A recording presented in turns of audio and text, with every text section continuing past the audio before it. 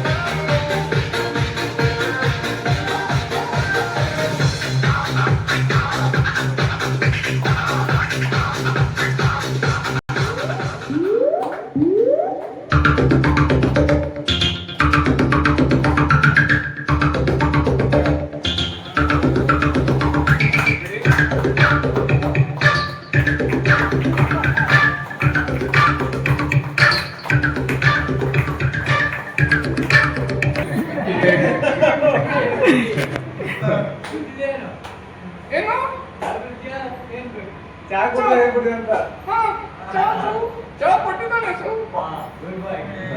ಜಾಸ್ತಿ ಯಾಕೆ ಕೊಡ್ಲಿಲ್ಲ? ಏನು ಜಾಸ್ತಿ ಯಾಕೆ ಕೊಡಲಿಲ್ಲ?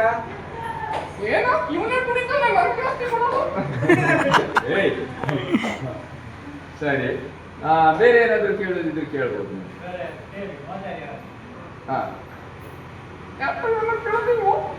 ಹಾ ಕೇಳ್ತಾರೆ. ಪರಮೇಶ್ ಕೇಳ. ರಾತ್ರಿ ನಿದ್ರೆ ಬಂದಿಲ್ಲ ಕೇಳ್ತಾರೆ. ನಿದ್ರೆ ಮಾಡಿಲ್ವಾ?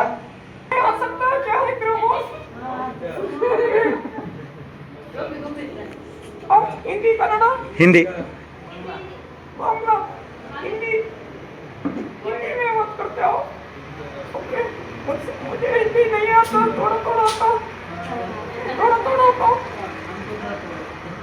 आपको भी थोड़ा थोड़ा. ओके, आपका नाम क्या है? मनो. ओके, ಬಾಲಚಂದ್ರ ಸಿಕ್ಕಿದ್ರು. ಅವಲಕ್ಕಿ. Okay, you are lucky.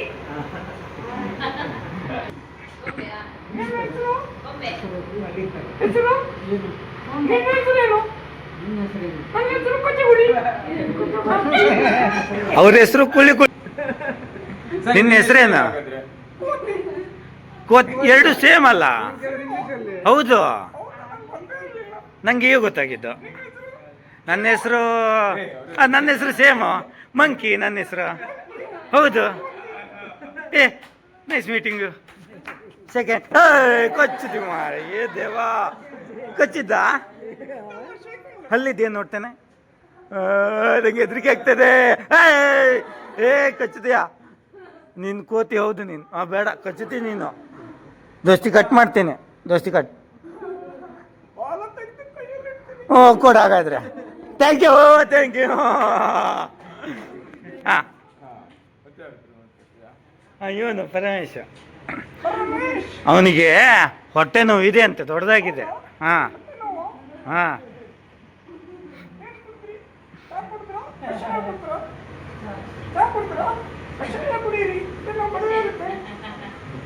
ಅವಕಾಶ ಕೊಡ್ತಾರೆ ಎಲ್ಲರಿಗೂ.